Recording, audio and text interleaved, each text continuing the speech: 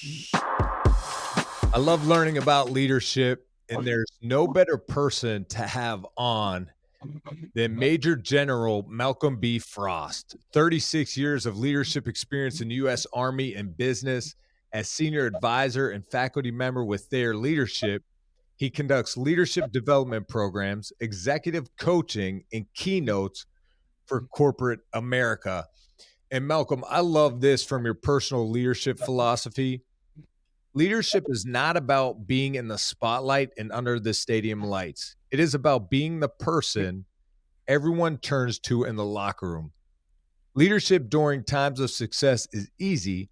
The true mark of a leader is how they react to adversity when everything seems to be going wrong.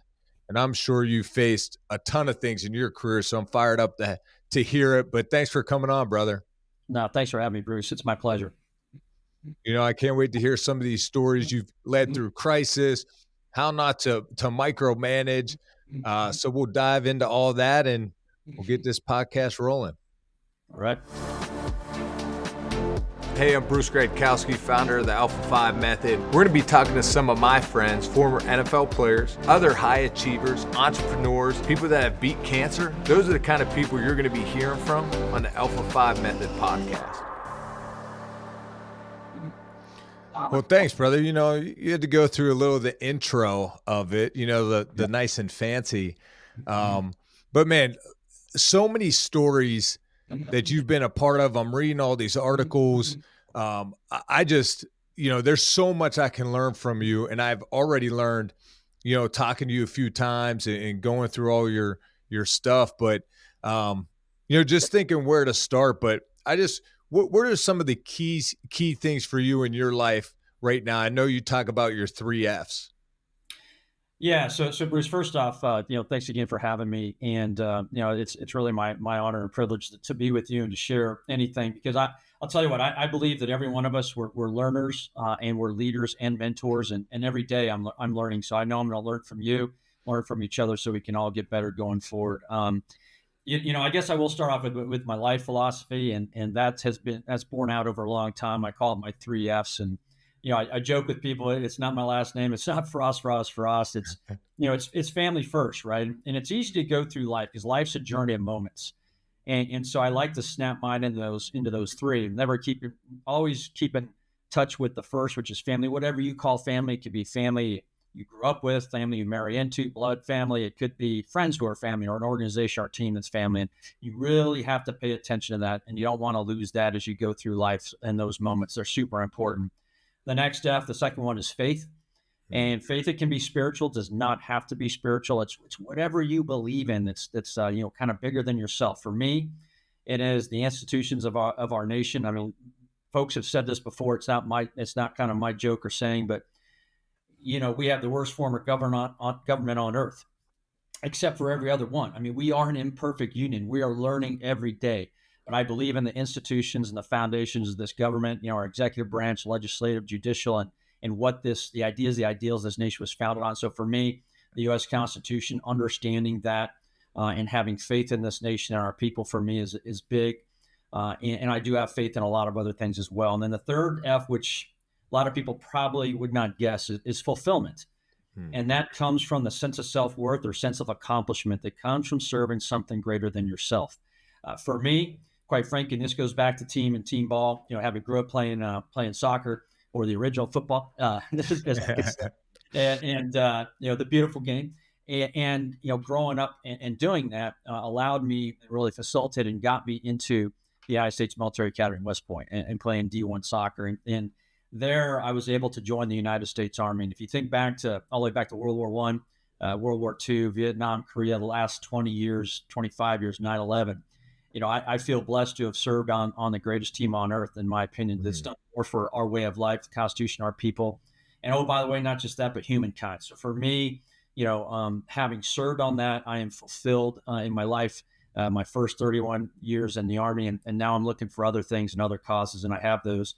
And then there's a fourth F I kind of sprinkle in. Throughout all 3 of those Fs, you got to have fun every single day and do your best. So that's my kind of life philosophy, Bruce. I love it. And it makes so much sense. I mean, those 3 F's have helped me throughout my career in my journey. Family, I mean, if I don't have the right support group, it's hard to achieve anything. If I don't have my faith, it's hard to get through tough times and adversity. And, fulfillment, like we all chase at times, you could chase money, a job title.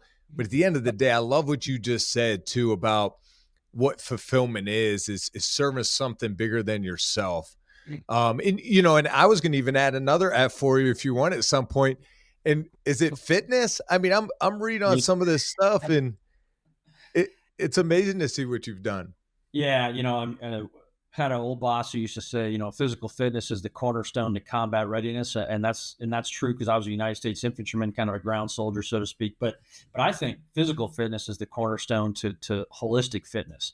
I think all aspects of fitness, whether it's mental, spiritual, whether it's sleep hygiene, or whether it's nutrition, all of those things are incredibly important. For me, it's been a foundation, fitness every single day.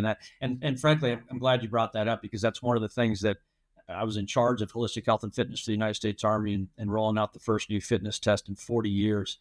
We'd neglected decades of health science. But for me, it's about looking at this nation. And I know you're involved with youth. And for me, youth, the obesity epidemic, and how this nation is almost going to literally collapse or topple because of its own weight, I think is a huge issue. We've got to fight and combat. And so I work on that myself with some volunteer work. And I think it's something we as a nation have got to get back to. That's why I love sports. I love what the NFL and these other, big organizations are doing to get back in with youth to try and get them into fitness. Where do you first start? Like when you first start with a new group or people, like, because sometimes I think people don't start because it's too overwhelming and they look at the journey of it. But how do you first start with a group? Well, the best way to start with a group, frankly, especially one that isn't or has lost their way towards fitness, you start them as a group, not as an individual. You've got to get that relationship building, that team building, that bonding, and have people do only what they can do. You can create really fun and easy and not too physically demanding events where teams have to come together and coalesce. It's all about the team and being a part of something. Once you're a part of something and you get a good workout out of it, all of a sudden you love it. And it's amazing how people, when you can break it down to that level, they take off on that fitness regime and get back into it because they've forgotten what it's like. Individually, it's very difficult. I think you got to get people in as a group. That's a great point because even myself, I love working out. I feel like I have to work out every day, not because I want to look good or feel good, but more mentally to stay at it as well. And I was just reading this in one of your last military assignments. You spearheaded the Army's initial entry training enterprise and was responsible for annually transforming 130,000 civilian volunteers into soldiers who are disciplined, fit, skilled. Like, I think about that's a lot of people. Like, yeah. How do you lead that many? Yeah. So, I mean, the bottom line is I was just in charge of the kind of the policy. There were 4 different bases where that happened. I didn't do it every single day. There were 6 echelons of folks below me. It's really about setting up the system and, in boot camp, basic training, as you call it, and bringing them in. And it's all about that group mindset. And really for basic training, that's about bringing these young Americans in and very, very quickly bringing them all down, kind of breaking them down to an equal level, and then forcing them. Here's the bottom line. The secret is give them more than they can do themselves. So they have to rely on each other. And now when you rely on each other, and you provide them that structure, that discipline, and you try and train them and teach them about those values and you give them the skills, they start to come together, coalesce, and start to understand the culture of the organization. And then they start to not just, and then they start to buy in, not by compliance, but over time it becomes commitment, right? And that's what you want, is you want them to eventually be committed. And that's the beauty of the United States military and Army, because our mission is, it's important, but it's also one that's really, really easy to glom onto and say, that's where I want. It's like being in football, the Super Bowl, man, that's where I want to be. Well, for us, it's okay. I want to support and defend the Constitution and our citizens. What greater goal can be for that? And so, getting that buy-in of how we do that, I think in basic training, and it's a meat grinder. It's a lot of folks, and you got to thrust them in very, very quickly. It's kind of like It's kind of like two a days or going to OTAs or something like it's you really bring people in, you force them to work together, you break people down to a point where everyone has to rely on each other. I think that's the key. Well, in a lot of sports programs now, college teams are going through their winter conditioning, spring training.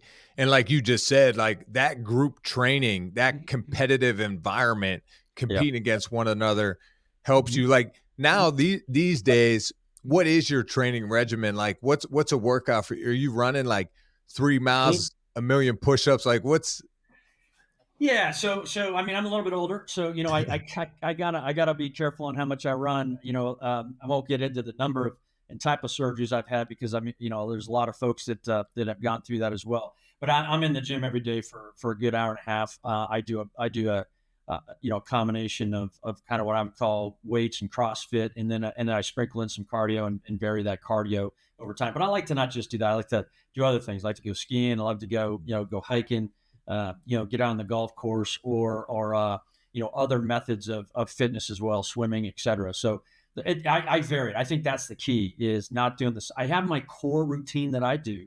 Like I'm a little bit of a gym rat. I love that. Mhm. But then beyond that, I do other things that are fun and kind of help to round me out.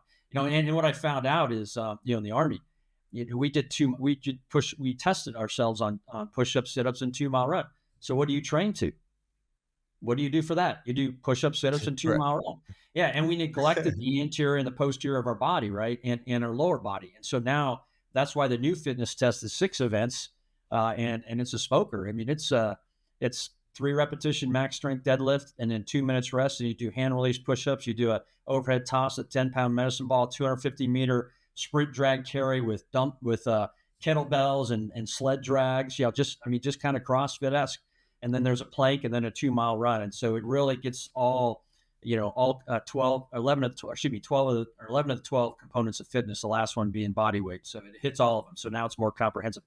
And my daughter, who's in Army ROTC at Notre Dame, I've just watched her body is transformed into this fit, muscular. She was kind of a thin runner in high school and swimmer. And now, man, she's a beast. I mean, she's strong, yeah, but much more fit, which helps injury prevention and makes you more ready to do your job, right? And Right. that's what we want. Yeah. No, you're speaking my language now. I love that stuff. I love CrossFit. I love changing it up. And I always encourage people like just do something. Like just Yeah. be active and you don't have to run 2, 3, 4 miles. You don't have to do 100 push-ups. Just start somewhere and try to stay consistent with it. I just think of all your amazing stories as I go through some of these and I'm always so curious because I think of this in my situation with coaching football Yep. is leading through adversity, and now football, we're talking about wins and losses, overcoming injuries and things of that sort, dealing with different personalities. What was maybe one of your times the most adversity you had to lead through and get a group of people going in the same direction through a major crisis? Yeah. And first I want to lead off. You talked about my philosophy on adversity and leadership. So first off, leadership is never comfortable. It's never if you're ever comfortable as a leader, you are failing or you're soon on the path to demise. You have to be doing one or two things. You're either reacting to adversity and crisis and problems and fixing them and getting after them, or you are changing the organization for the better. If not, you're going to be blockbustered. You're going to be caught by your peers and you're going to be taken over, or you're going to get waylaid by something you didn't think was going to happen. So leadership is a privilege every single day. I mean, it's about blood, sweat, tears, sparks. It's about friction. It's about heat every single day. And in the moment that you let off the gas is the moment when something bad is going to happen. You're going to get caught. But sometimes things happen, and it's how you react too. So I kind of go back to it was March 27, 2007. It's a day I still remember the date that I go back to, and I was in Tal Afar, Iraq, which is northern Iraq, and during Operation Iraqi Freedom during the surge, and I was a battalion squadron commander, so I commanded about 800 folks way up in the north near the border of Turkey and Syria. And it was Al Qaeda, and it was a lot of sectarian violence still. It was the height when we were losing 100 to 150 soldiers a day were getting killed. I mean, it was the height of combat. Wow. And And where I was a little bit more calm, but it was still a lot of dynamics going on, multi ethnicities with Arabs, Kurds, Turkmen. Then you have the Islamic religion. You got Shia and Sunni, and then you got Al Qaeda trying to come in and foment, begin sectarian violence and by any means possible. And there was success with the previous commander, and so there was a suicide vessel came in and some other stuff that we were dealing with, and then we thought we had that handled, and all of a sudden March 27th. About 5 kilometers away, and I get basically almost knocked to the ground with this major explosion. And immediately get my guys, and we were the first ones at the scene, on scene. Me and my 15 folks from my mobile tactical command post, and myself, and first ones on scene. And what we witnessed, you can't even describe it. It was the largest catastrophic event any American had seen since 9/11. Oh, We didn't know this at the time. Because it took a while to do the damage assessment, but it ended up being 500 dead and wounded Iraqis. And it was unbelievable. I mean, the carnage in the scene that was there was unfathomable. It's nothing I hope any person ever has to see. And so you're there, and I'm the guy that's in charge of 20,000 square kilometers of all of Western Nineveh province, Tal Afar, and so with that comes responsibility. I'm the American, so everyone is coming at me and come, and it was just furious. And so what ends up happening is I had, my soldiers started to go a little bit, they were just in shock. I had guys who were, 275 pounds Samoans. So you guys could walk through doors and crush them. And they were just beasts. And they're just, well, what do I do? What do I do? I had Iraqi mothers coming up to me with children bloodied or dead in their arms. I had the Iraqi mayor, coming up to me asking, what are we going to do? How do we do this? Iraqi army, Iraqi police. And it was just absolute bedlam, as you can imagine. I mean, just wow. bodies strewn everywhere, 250 feet by 35 feet across, crater by 30 foot deep. It was just unbelievable. A couple city blocks just leveled. And you're the guy in charge. What do you do? And I think, and the first thing you have to do, you learn, and we train very well because we try and train for realities. The first thing you have to do is kind of like a hurricane. I kind of liken it to a hurricane. This was a Cat 5, Cat 6 hurricane, right? And the first thing you have to do is you got to remember that you have to be the eye of the storm. Everyone is coming in off of those winds and that water that hurt, and they're coming to you in the center. Everybody is. And you have to realize that your reactions, what you say, what you do, how you react is magnified tenfold. Everyone's eyes are on you, and they're looking for guidance. They're looking for decisions. They're looking for empathy. And so you have to be, number one, the calm the chaos. You almost have to, how do you rise yourself up and take all personal emotions, take everything out of this and rise yourself up above it all, so to speak, and look down on it so that you can help everyone else deal with what they're dealing with. And just, it's almost like being, I don't know. I mean, you got to be as unemotional as possible. You got to get past what you're seeing and know that you've got to get a path to the future. And so, Wow. first thing is calm the chaos, and I'm dealing with mothers, and you got to be empathetic because everyone's going through a crisis as well. So you got to balance calm with being empathetic, with dealing with people, talking to them, giving your time, but then being decisive and telling people what to do because people are coming to you for help. I had people who didn't know what to do, and now I'll kind of frame this in the that was on scene what happened when I got on scene is as all this chaos trying to deal and just figure out what was happening. We immediately, once I said, all right, let's look for, have my security folks make sure that an ambulance doesn't come for a secondary explosive. We got to start to triage casualties here. I dealt with some of the leadership and stakeholders involved from the Iraqis, the police chief, the mayor, the Iraqi army chief, and started to get them started to think about things. Then, in the middle of that chaos, I had we like to call them battle buddies, right? So I had a battle buddy, Command Sergeant Major Brian Briggs, who was my senior enlisted advisor. He grabbed me by we call it the stack and swivel, which is right? And he says, "Hey, sir, you need to go over here, and I need you to think and figure out what's going, and what's next." And so he pulled me out, my battle buddy. And you got to have somebody in your life, whether it's a spouse, whether it's a coworker. We call them battle buddies, literally in the Army, and that's someone who speaks truth to power. Someone who's got your back, can pull you up, over, under, through obstacles. Somebody who's going to be with you, your right hand or left hand, woman or man. That person that is there. And he pulled me out, and I could sit there and kind of develop a plan for what we had to do very hastily, what was going to happen. And that allowed me, quite frankly, is because the next, and then I had to figure out, because as a leader in crisis, you have to figure out where you can influence the most and where you must be. Like your leaders, where a leader is and where a leader influences at the decisive point is incredibly important. Where is that? Mm. Where do you need to be? And for me, I very quickly figured out after we got the initial, that initial scene kind of handled, that I needed to be at the hospital, because the hospital, there's only one hospital in Iraq. That hospital was going to be a target. The hospital is where all the casualties would go. The hospitals are all where all the family members would go. The hospitals where all the security forces would go, and the hospitals where the enemy knew we would go. Mm. So I quickly had to get there, and when I got there, it was a crowd and a chaos scene with thousands of people like I've never seen. I mean, any one of them could have had a suicide vest on. Any one of them could have. You just didn't know. Wow. And as we got there, I thought the chaos in the first scene was bad. The chaos here was bad, but I was able to put out my leader's intent, and my intent was to them was, I had to tell my folks of what I wanted them to do, what critical tasks I wanted them to do, and why it was so important to prevent humanitarian disaster, prevent a secondary attack, to prevent sectarian violence from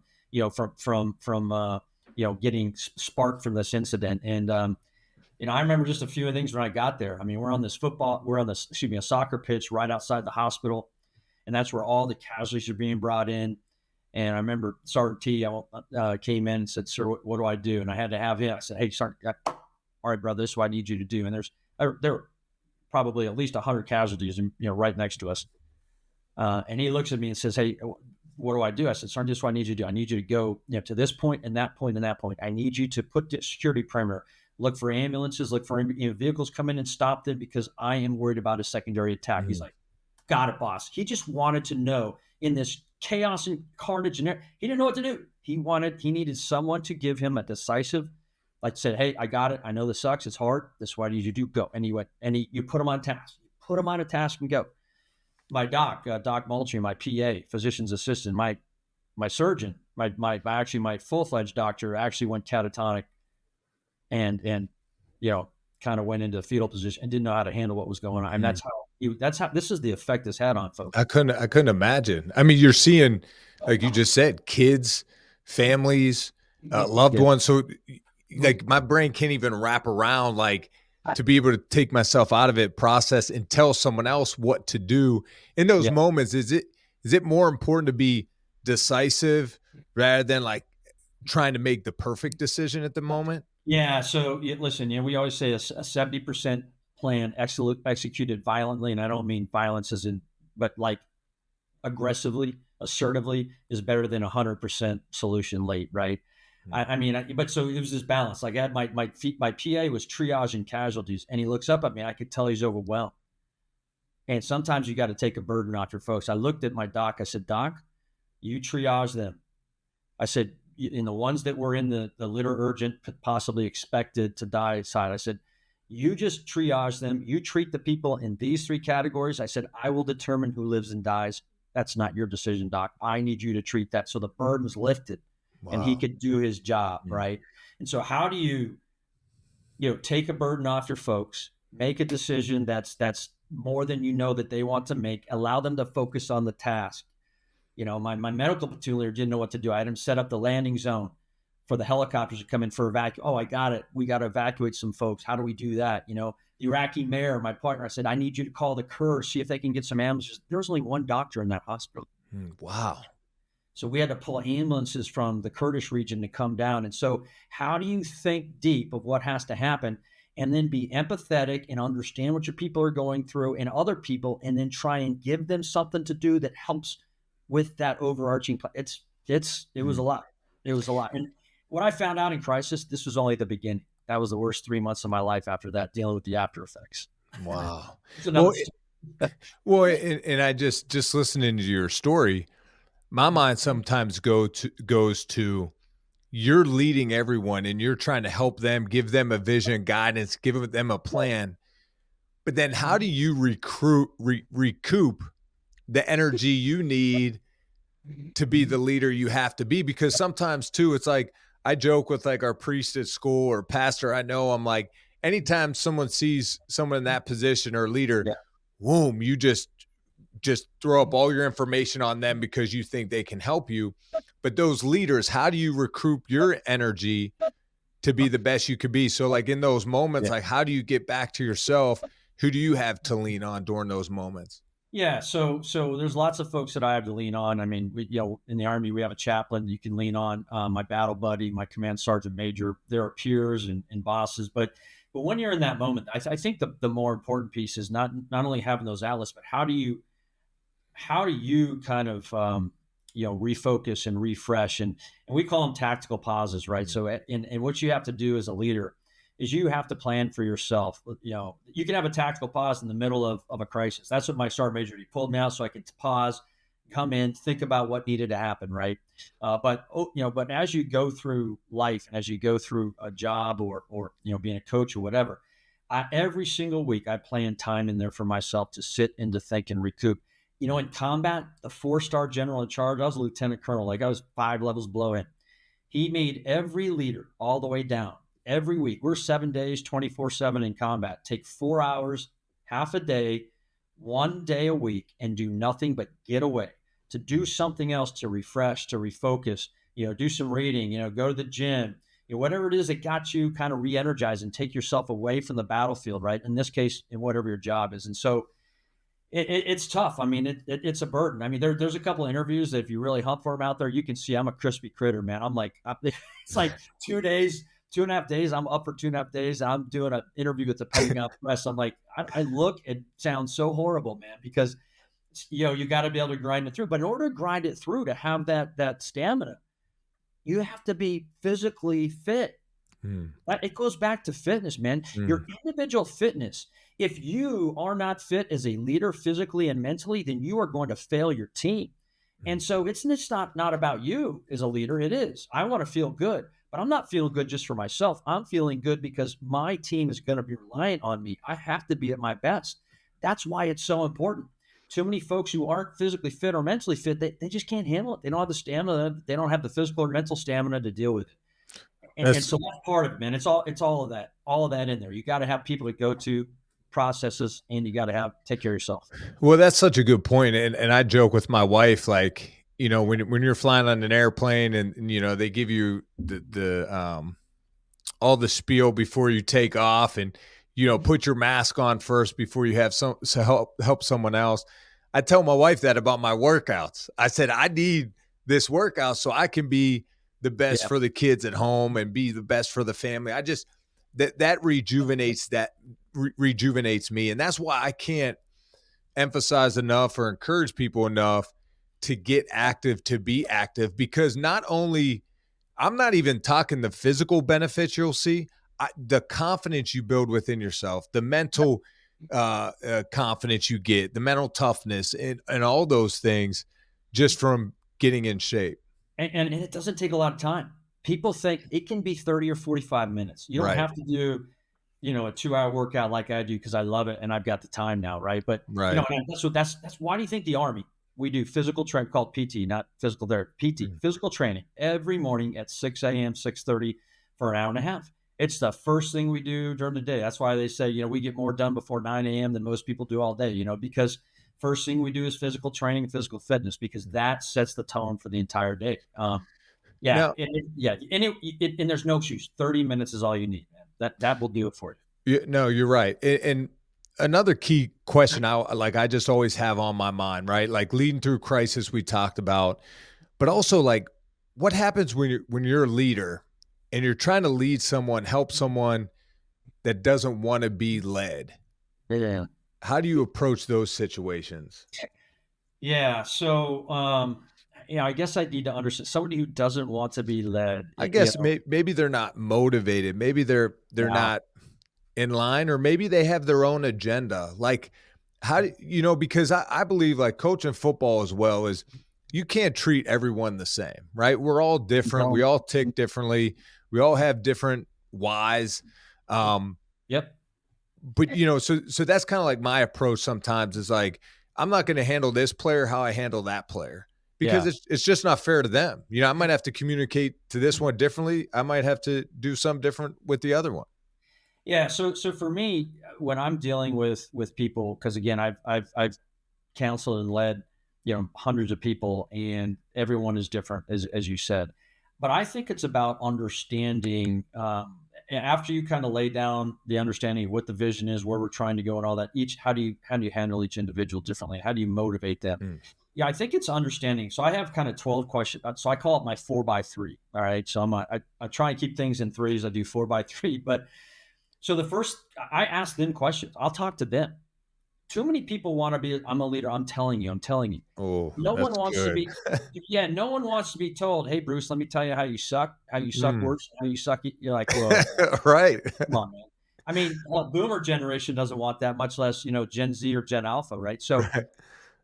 I think the first thing you got to do, it's first thing is knowing your people, right? And too many times we don't know our people. So whether it's walking by them unofficially or just bring them in, the first three questions are, it's really simple, man. It's just really simple. So simple, it's not even funny. Hey, how are you doing? How's your family? Talk to me about your whatever it is. Talk to me about school. Talk to me about what other hobbies you have. Get to understand them. It's amazing what people share about them when you just ask them about Mm, themselves, right? mm, Three simple questions. You, family, other stuff in your life. mm, Then the second thing is I call it my next thing is instead of telling somebody they suck or saying I need you to or why aren't you, say, hey, what are the three things you need to improve on the most? Whether it's in football, whether it's at school, whether it's on the job, let them tell you. When they tell you, like Bruce, you may tell me it's ABC. I may think it's actually DEF. mm, We start to have a conversation.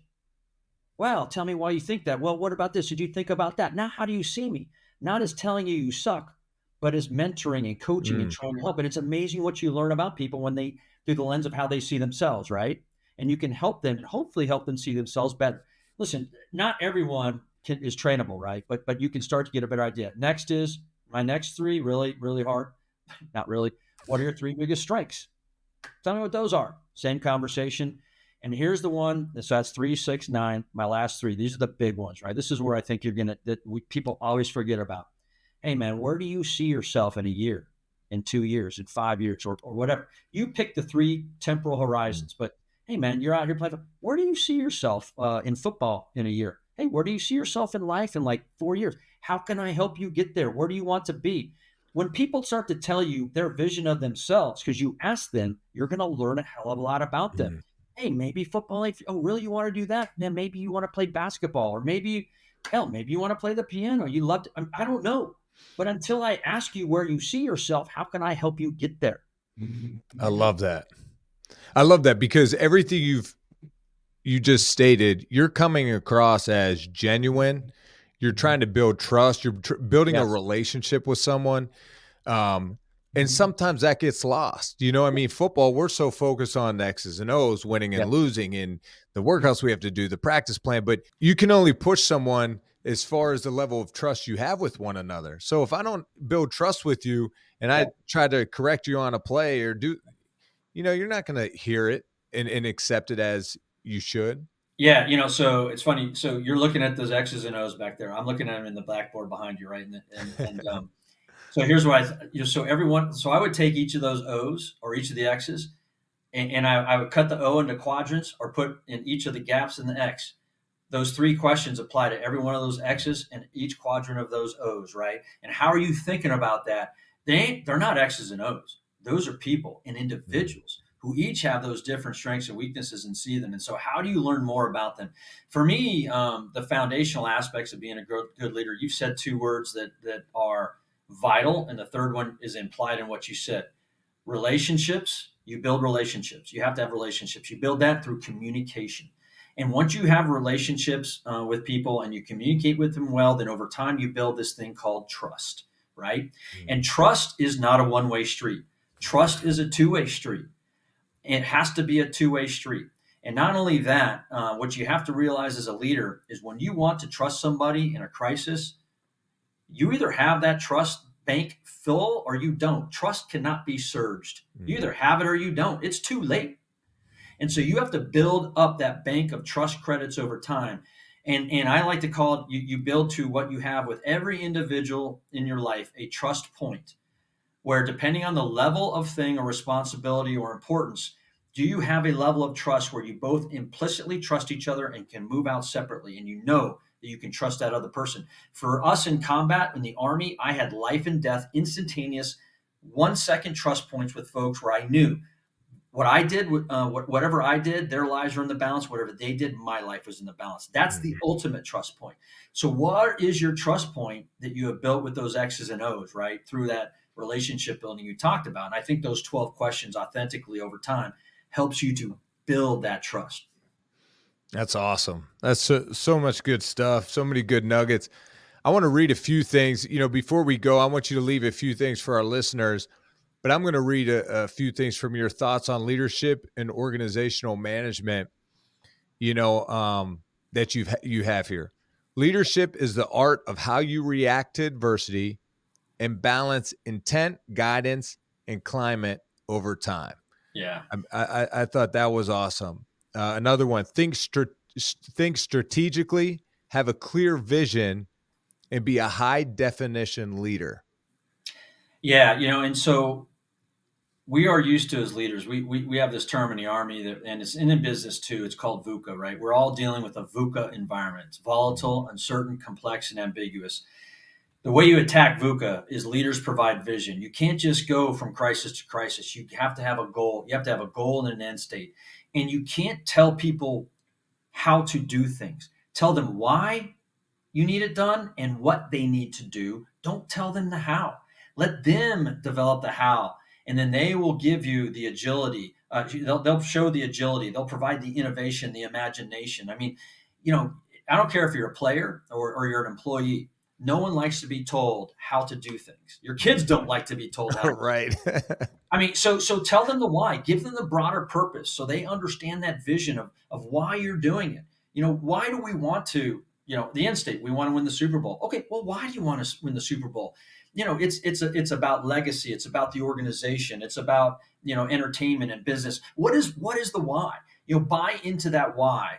And once you understand the why, people will go after that end state, that what. But you don't have to tell them the how.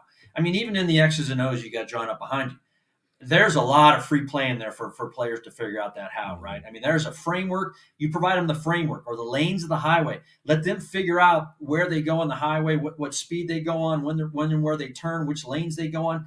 Let your people figure that out. And so I think intent and guidance. And then when you have that, you start to develop that climate, that culture that we talked about.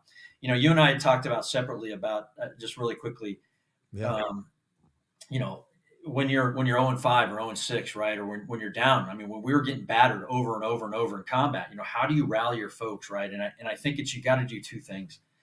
You can't worry about the losses and the wins. What you have to worry about is the now, right? Is the process and the steps you have to take to be perfect now, to be perfect today. And then you need to also, while doing that, is focus beyond the wins and the losses of these games, maybe even this season, and understand the broader purpose, whether it's a broader purpose in life, whether it's a broader purpose for your community, broader purpose for these kids, whatever it is, and make sure they understand what because you're building, like if you're a coach of young boys, you're building men, right? And that's the broader purpose, right? And you're building them to be successful, maybe not this season, next job, next phase of their life. And then every single day by focusing in on that discipline and the process and what they can control now, you're going to build that culture and build those habits. So I like to call it discipline, habits, and before you know it, it's going to be like they were born with it in their DNA, and that's who they're going to be, and that's what you're trying to develop over time. I love it. I need it. So we have 3 kids, Lily, Roman, and Lincoln, 10, 8, and 6. I'm going to send them to you for the summer. And Major General, you get them right now. Hey man, be careful what you ask for.